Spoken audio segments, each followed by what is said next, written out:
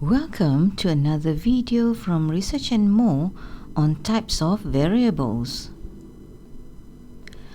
What things should be studied to solve the research problem and answer the research questions? Researchers answer this question by identifying key variables. What is a variable? A variable is anything that varies or changes from one instance to another. Variables can exhibit differences in value, usually in magnitude or strength, or in direction. In research, a variable is either observed or manipulated, in which case it is an experimental variable. The opposite of a variable is a constant. A constant is something that does not change. As such, it is not useful in addressing research questions. Since constants don't change, researchers are not interested in something that won't or can't be changed. In causal research, it is important to make sure that some potential variable is actually held constant while studying the cause and effect between two other variables. In this way, a spurious relationship can be ruled out. At this point, however, the notion of a constant is more important in helping to understand how it differs from a variable. These are the types of variables commonly used in business and management research. Independent and dependent variables, moderating and mediating variables, continuous and categorical variables. There are several key terms that help describe types of variables.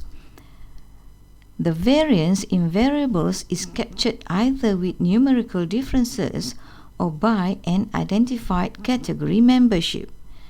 In addition, different terms describe whether a variable is a potential cause or an effect.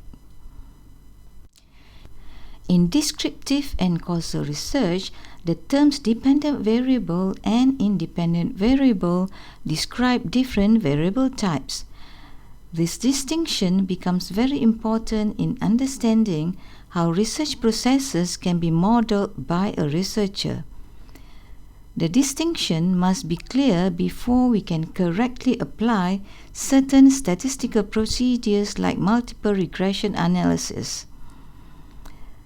A dependent variable is a process outcome or a variable that is predicted and or explained by other variables.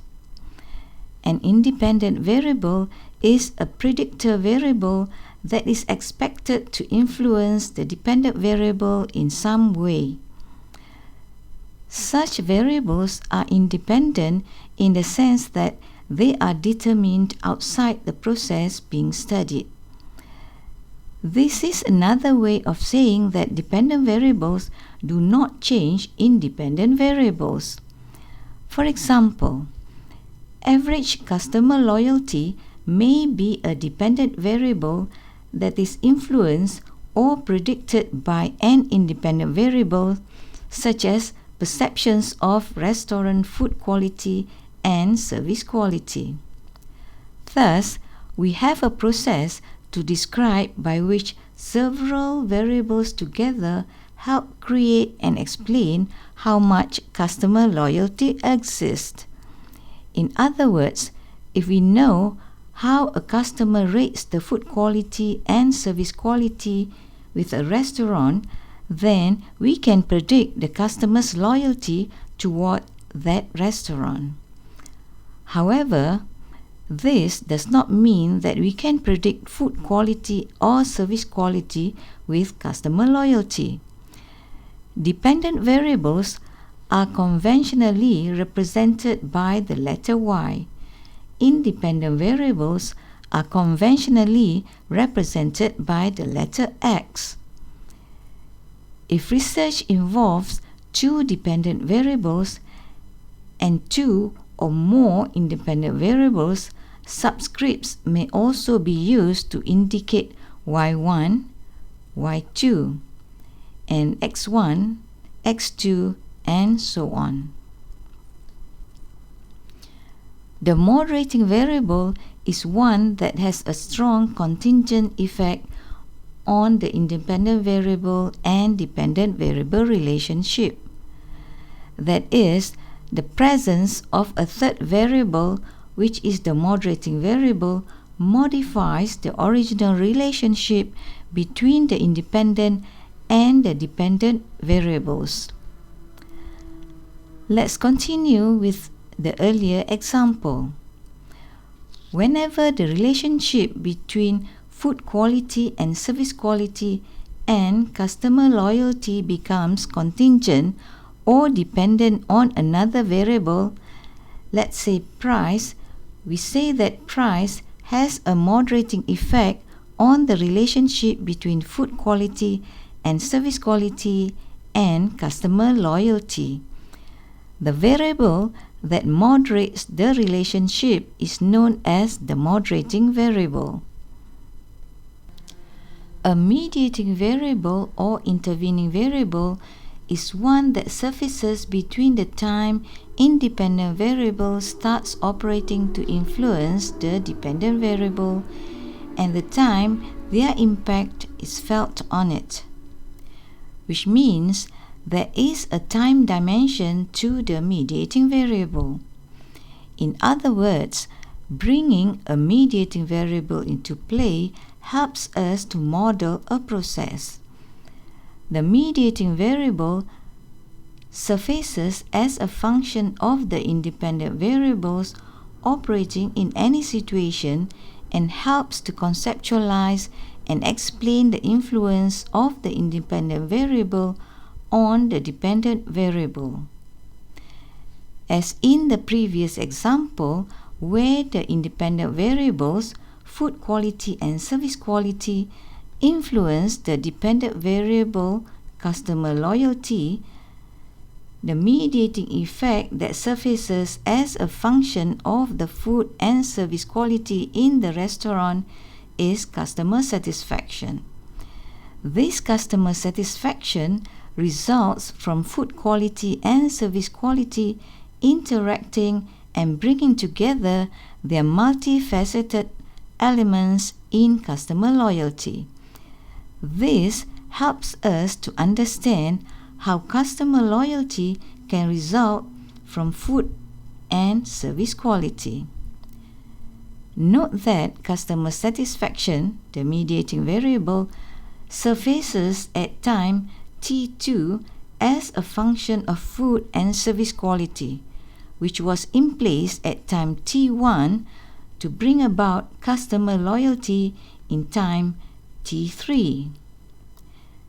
The mediating variable or customer satisfaction helps us to conceptualize and understand how food and service quality brings about customer loyalty. The dynamics of the relationships among all four variables are illustrated here. At times, confusion is likely to arise as to when a variable is to be treated as an independent variable and when it becomes a moderating variable. The distinction between an independent variable and a moderating variable may be illustrated with the two situations as follows. In situation 1, a study indicates that the better the quality of the training programs in an organization and the greater the growth needs of the employees, the greater is their willingness to learn new ways of doing things. In this situation, we have three variables. The quality of training programs and growth needs are the independent variables that influence employees' willingness to learn, which is the dependent variable. In situation 2, another study indicates that the willingness of the employee to learn new ways of doing things is not influenced by the quality of the training programs offered by the organizations to all employees without any distinction. Only those with high growth needs seem to have the yearning to learn to do new things through specialized training. In this second case, however, the quality of the training program is the independent variable, while the dependent variable remains the same. Growth need becomes a moderating variable. In other words, only those with high growth needs show a greater willingness and adaptability to learn to do new things when the quality of the training program is improved. Thus, the relationship between the independent and dependent variables has now become contingent on the existence of a moderator. Though the variables used are the same, the decision as to whether to label them dependent, independent, or moderating depends on how they affect one another. The third set of variables is continuous variable and categorical variable. A continuous variable is one that can take on a range of values that correspond to some quantitative amount. A categorical variable is one that indicates membership in some group. The term classificatory variable is sometimes also used and is generally interchangeable with categorical variable. Categorical variable sometimes represent quantities that take only a small number of values, like 1, 2, or 3. In an example of a continuous variable, consumer attitude toward different airlines is a variable that would generally be captured by numbers, with higher numbers indicating a more positive attitude than lower numbers. Each attribute of airline services, such as safety, seat comfort, and baggage handling, can be numerically stored in this way. Other common business metrics that represent continuous variables are sales volume, profits, and margin. Categorical variables more often simply identify membership. For example, people can be categorized as either male or female. A variable representing gender describes this important difference. The variable values can be an M for membership in the male category and an F for membership in the female category. Alternatively, the researcher could assign a 0 for men and a 1 for women. In either case, the same information is represented.